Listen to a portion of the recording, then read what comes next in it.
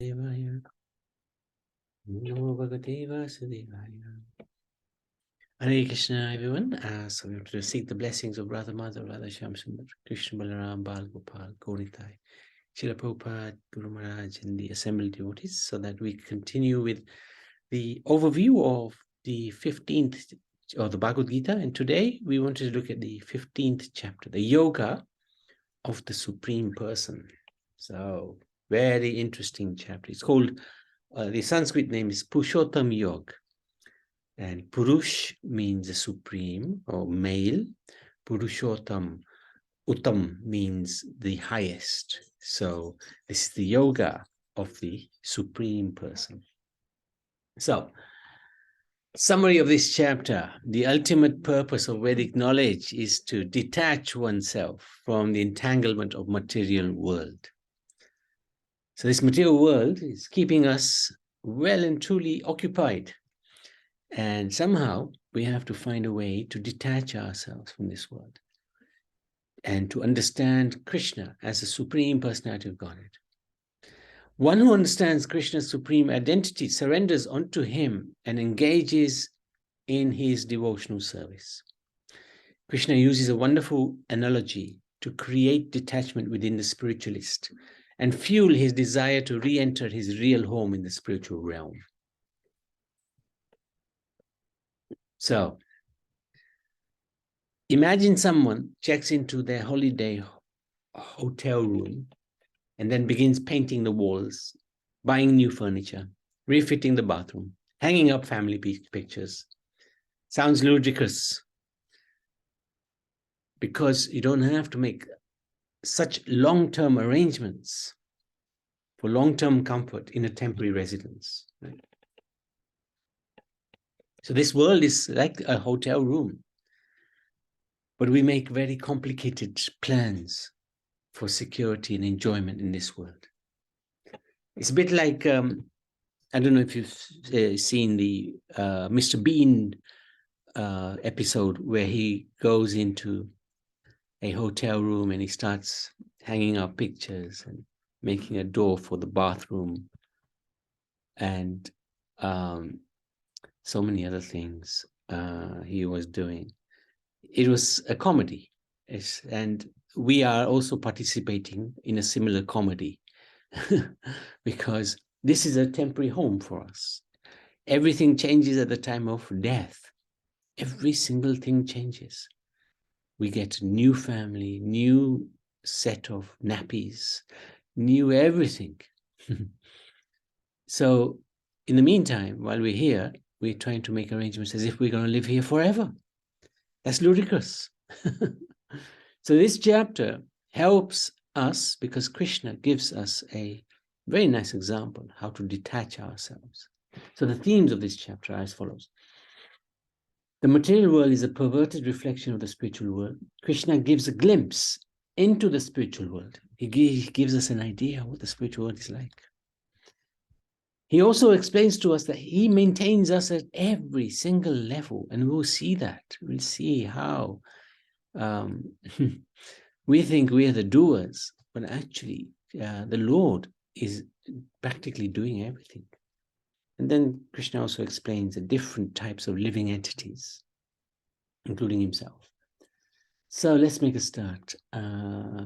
Reading-wise, anybody like to read the first few verses, please? Yeah, I don't mind. Go for it, Uri. Thank you.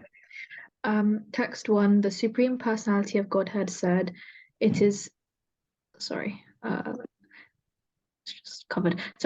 said that there is an imperishable banyan tree that has its roots upward and its branches down, and whose leaves are the Vedic hymns. One who knows this tree is the knower of the Vedas. The branches of this tree extend downward and upward, nourished by the three modes of material nature. The twigs and the objects of the of the twigs are the objects of the senses. This tree also has roots going down, and these are bound to the fruitive actions of human society. The real form of this tree cannot be perceived in this world. No one can understand where it ends, where it begins, or where its foundation is. But with determination, one must cut down this strongly rooted tree with the weapon of detachment. Thereafter, one must seek that place from which, having gone, one never returns, and there surrender to the Supreme Personality of Godhead, from whom everything began, and from whom everything has extended since time immemorial. Those who are free from false prestige, illusion, and false association, who understand the eternal, who are done with material lust, who are freed from the dualities of happiness and distress, and who, unbewildered, know how to surrender unto the Supreme Person, attain to that eternal kingdom. Wonderful. Thank you so much. 5 verses, but very powerful verses. So, just as a banyan tree has a reflection in water, banyan tree is massive, really huge, and it can extend over acres. There's one, I think, in South India, isn't it? A massive, massive tree. I think it's one of the world's biggest trees. So just as a banyan tree has a reflection in water, the spiritual world also has its reflection, the material world. While they may look similar from a distance, the spiritual world is where reality, substance, and true satisfaction is found. On the other hand, the reflected tree of the material world is complicated, intricate, completely topsy-turvy. So if you see a reflection, everything is upside down. The branches look like the roots, and the roots look like the branches. Since the roots are upwards and the branches downwards, bird-like individuals frantically search for juicy fruits on the reflected tree. This is what we are doing. We're trying to find nectar in this world, happiness in this world. But the substance which brings satisfaction is always lacking. You know, when you, I don't know if you've had the experience, when you buy something, especially something that you've been longing to have for some time, you get it. And after a short period of time, you think, is this it? Is that it? I was expecting better, enjoyment from this product. Krishna urges the reader to cut down this illusory tree with the weapon of detachment and end the futile endeavors for permanent fulfillment in this temporary fantasy world. So very important lesson, this one. Consider this place as a hotel rather than a home where we are staying temporarily. Easier said than done, of course, because we all have houses, we all have families, and we want to be comfortable. So, we make arrangements. But I think we have to understand that whatever arrangements we're making, they're not going to last for a very long time. They're not going to last permanently. This is the important thing. And to have that detachment, even if it's within the mind, that actually this place, I am just looking after it for the Lord. It doesn't belong to me. It's not mine. It's the Lord's, and I'm just going to keep looking after it on his behalf. That sense of detachment then develops. So this is a quite interesting painting. We have the eternal, real tree here, the spiritual world. And Krishna describes how this material world is a reflection of the spiritual, just like the banyan tree has its reflection in the water. So if we see here, the branches are going down and the roots are going up. And this tree is quite an interesting tree. There's loads of things in it. There's the Vedic hymns which take you up closer to the Supreme. Then there's the other aspects which, sense objects can bring you down. This is a bit like snakes and ladders, things can bring you down. Impious acts can bring you down. Pious acts to take you up towards the heavens. So let's have a quick look at what this says here.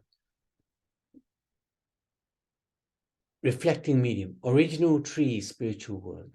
Material world is reflected on desire, nourished by the three modes of material nature. This world is nourished by Sattvagun, Rajagun, Tamagun. The roots of material world grow upwards. So the topmost planet is Brahmalok, where Lord Brahma is. Secondary roots on earth and grows downwards, spreads all over. Subsidiary roots are attachment, aversion, likes and dislikes. Piety, impious tendencies develop from there.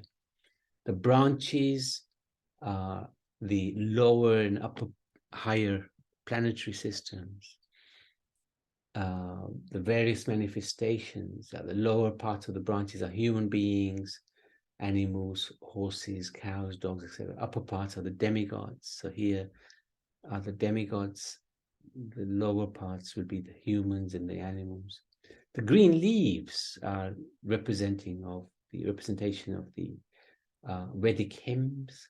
The twigs are the sense enjoyment. It will take you up or down, depending on the control one exercises regards our senses.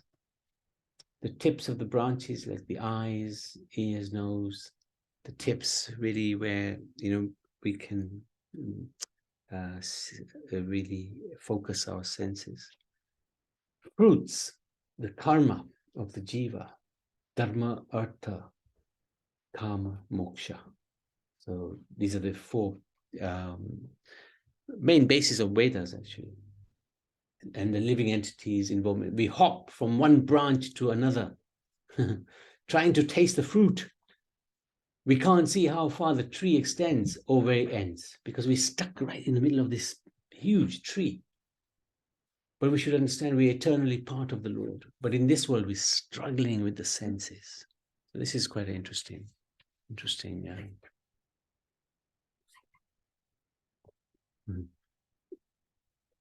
So let's have a volunteer to read the next section. Anybody like to volunteer? Yes, Lokeshwar, please go for it. Text 6. That supreme abode of mind is not illumined by the sun or moon, nor by fire or electricity. Those who reach it never return to this material world. Text 7. The living entities in this conditioned world are my eternal fragmental parts. Due to conditioned life, they're struggling very hard with the six senses, which include the mind. Text 8. The living entity in this material world carries his different conceptions of life from one body to another, as the air carries aromas. Thus he takes one kind of body and again quits it to take another.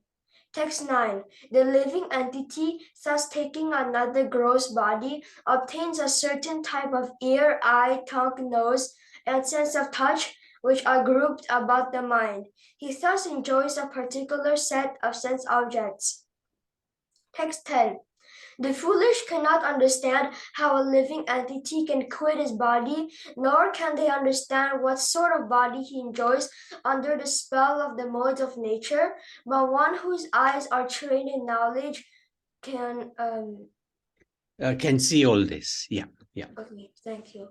Text 11. The endeavoring transcendentalists who are situated in self-realization can see all this clearly, but those whose minds are not developed and who are not situated in self-realization cannot see what is taking place, as though they may try. Brilliant. Thank you. So here Krishna gives a little glimpse of the spiritual world. He says it's not illumined by the sun or the moon. Why? Because there's a natural light emanating from himself. So there is no need for sun or moon or fire, electricity. Although it is there, that the sun and the moon are present there, but they're not needed as much there as they are needed in this material world. So he gives a glimpse of the spiritual world, showing how its nature is perfect, complete, fully satisfying to all. Once having gone there, one never returns to this material world. Here in this material realm, an individual hops from tree to tree, acquiring various material bodies based on worldly desires they cultivate throughout life, based on our karma, based on our consciousness. We go up and down the ladder, depending on our state of condition. At the time of death, through the subtle workings of reincarnation, one receives a body which is tailor-made to facilitate such desires. So if our desires are animalistic, then we're going to end up in the animal kingdom, because that's our desires, that's where we belong. So the natural progression for the living entity will be from human to animal. If we behave like animals, if we have consciousness like animals, if we have acted like animals. So it's just a natural progression. So Mother Nature will facilitate the living entity to continue whatever action it's doing, whatever consciousness it has, whatever desires it has in the next life, in the next body. So this is why Bhagavad Gita is so important, because it purifies our consciousness, purifies our desires. So we try to have less material desires and more spiritual desires. It purifies our consciousness because it takes us from, immediately Krishna took Arjuna from the bodily concept, because he was thinking, I can't fight my relatives. Krishna said, hey, they're not your relatives. You're not the body. He immediately raised his consciousness. So this is why scriptures like Bhagavad Gita are so fundamental to understand, to read, to study, so that we slowly make progress towards the ultimate destination. Man proposes, God disposes, right? Thus, different life situations are meant to teach us a simple lesson. We are looking for the right thing, happiness. Everybody wants happiness. Nobody is there who's wanting unhappiness or a horrible situation to come. We all want to be satisfied and happy. But unfortunately, we're looking in the wrong place. It's a little bit like fish out of water. When you take the fish out of water, the fish will struggle. If you put the fish back into water, it's happy. So we are living entities out of the spiritual world. And we're struggling in this world.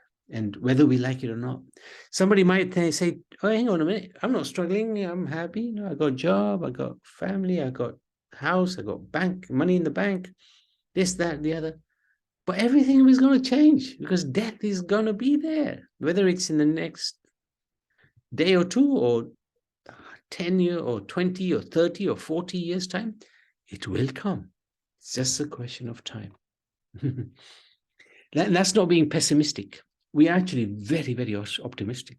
We look forward to that time when death approaches, because it's an opportunity for us to progress to the spiritual world, or at least in the direction of the spiritual world. So the lesson to learn from this is the spiritual world is our real home. So that is a very important lesson to understand. We don't belong in this world. We belong in the spiritual world. Okay, next set of any volunteers to read?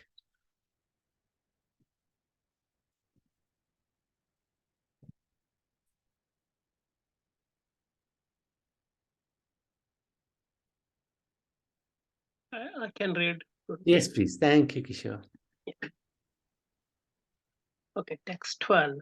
The splendor of the sun, which dissipates the darkness of this whole world, comes from me, and the splendor of moon and the splendor of fire are also from me. Text 13. I enter into each planet, and by my energy, they stay in orbit. I become the moon and thereby supply the juice of light to all vegetables.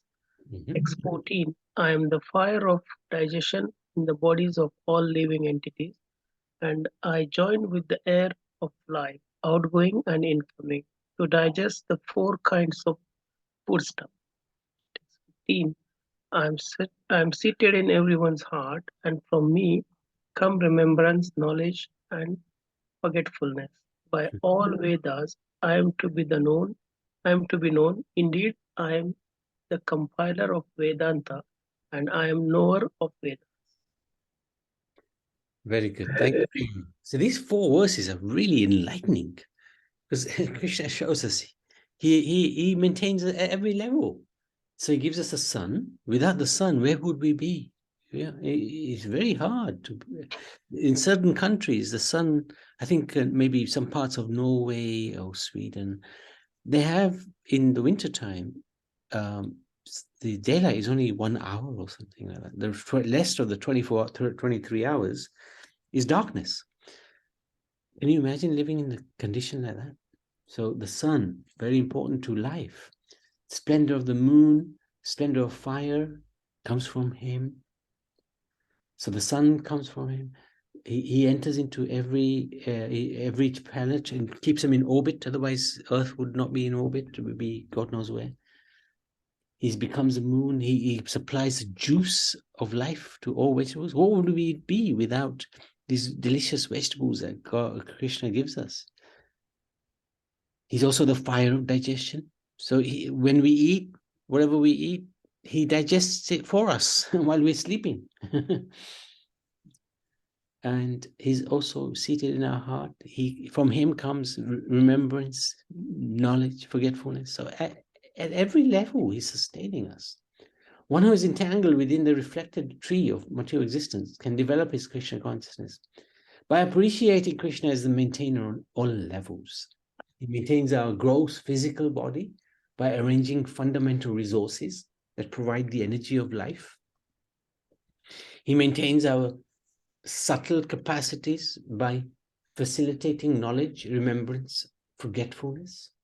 Finally, and perhaps most importantly, Krishna maintains our spirituality by offering ways and means to achieve self-realization and escape the dangerous cycle of birth and death. So one thing he mentions is he's seated in everybody's heart. So why is he seated there? It's not just to give us remembrance, knowledge, and forgetfulness. It's to give us comfort. It's to give us guidance. It's to give us protection.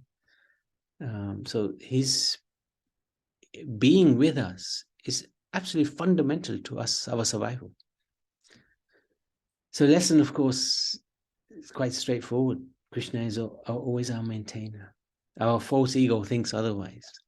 So we must try to remember that, yes, we might achieve something in, our daily activities, but actually it's only because of Krishna, only because of God. Okay, the final, it's a very small chapter, 20 verses, just like chapter 12, Bhakti Yoga is 20 verses. But these verses are some of them are a little bit longer. But the essence of this chapter is amazing chapter. So final bit. Who would like to read? Any volunteers? I think Arav, you're struggling with the computer. Huh? I couldn't listen. Try. I think we can't hear you properly. Try. Okay. Text 16. Okay. Let's go. There are two classes of beings: the fallible and the infallible. In the material world, every living entity is fallible, and in the spiritual world, every living entity is called infallible. Text 17. Besides these two, there is a great living personality, the Supreme Soul, the imperishable Lord himself, who has entered the three worlds and is maintaining them.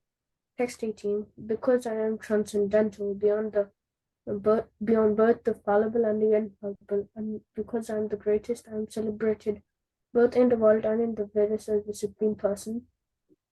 Text 19. Whoever knows me as Supreme Personality of Godhead without doubting is the knower of everything. He therefore engages himself in full devotional service to me, O Son of God. Text 20. This is the most confidential part of the Vedic scriptures, O sinless one, and it is disclosed now by me. Whoever understands this will become wise, and his endeavors will know perfection. Very nice. Thank you so much, Arav. So here he describes the different living entities, those who are fallible like us in this world. Infallible, they always live in the spiritual world. They never come to this world. They're never fallen. And then he describes himself as well. He's transcendental, he's the greatest. Krishna is actually very humble. These verses might indicate something else, but actually his position is that he's very humble. He doesn't advertise himself. Here he is describing this for our benefit, so that we can understand who he is. And otherwise, his humility is second to none. And he likes those who are humble, because he himself is humble.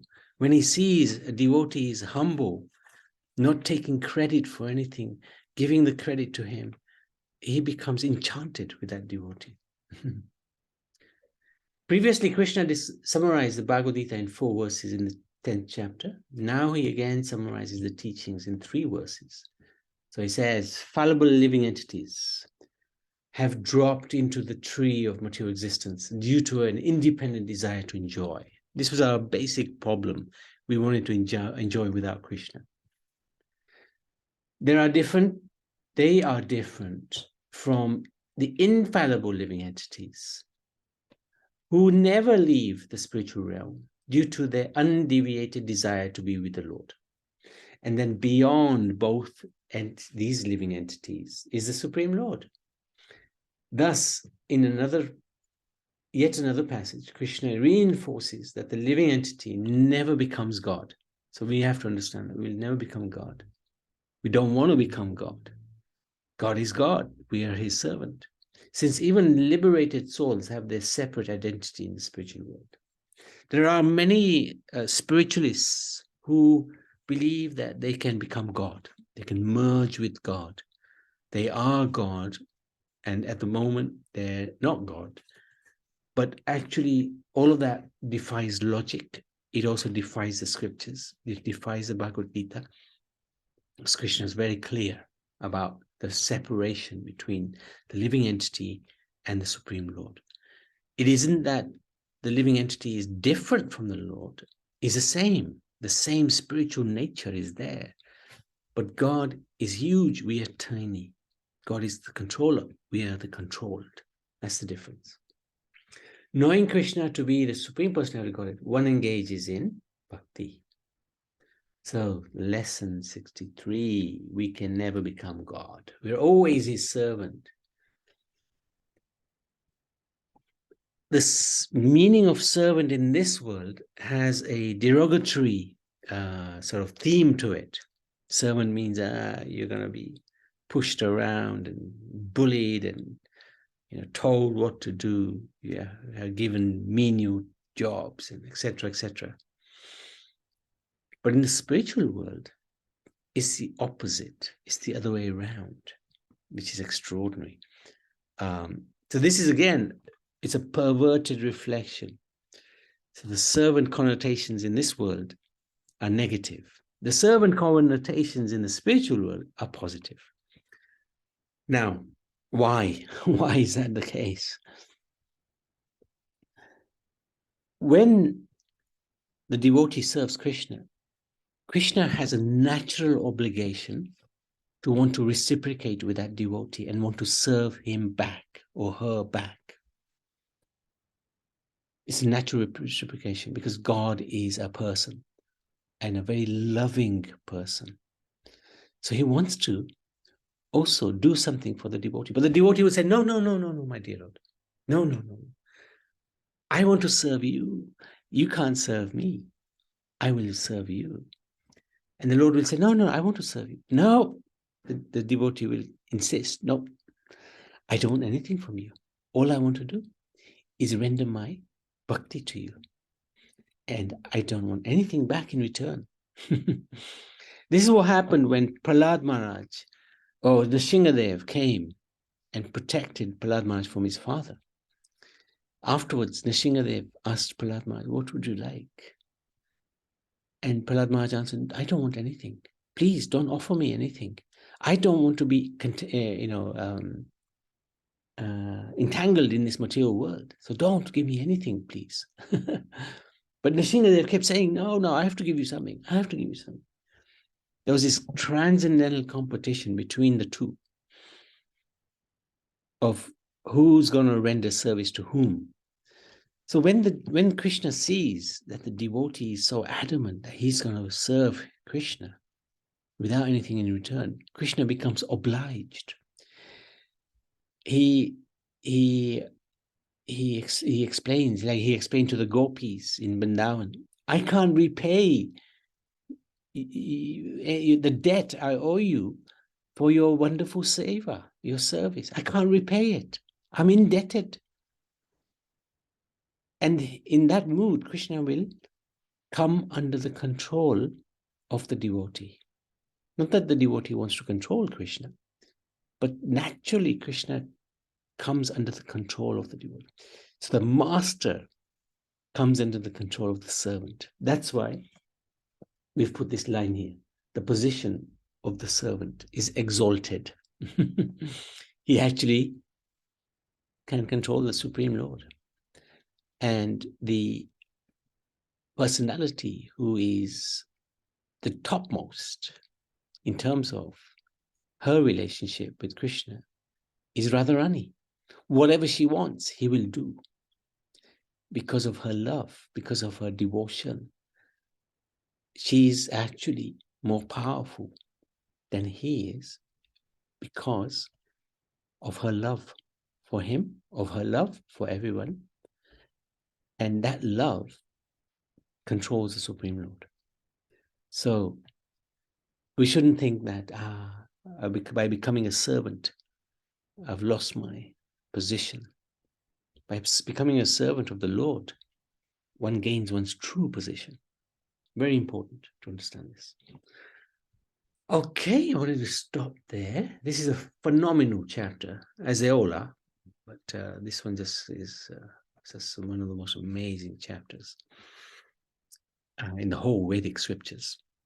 And if there's any question, now we're missing Ishwari Kishori because they have some other engagement today, and Pari also has exams coming up in this in the next few days. So missing them both, all three of them.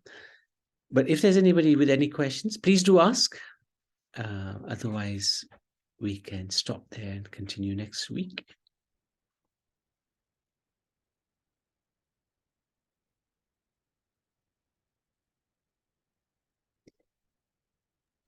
Okay, everybody happy? Or is everybody asleep? No, I would like to have the recordings of our classes here, like Sure, please. sure. We can arrange that. Thank you. Absolutely. Thank you so much. You are in the Bhagavad Gita group, aren't you? Yeah, in the Zoom, yeah. Okay, good. In the WhatsApp. Yes, that's correct, yeah. First class. Okay, thank you so much. So, Bhagavad Gita ki jai, Shri Krishna Chandra Bhagwan ki jai. Yeah. Thank you. Thank you.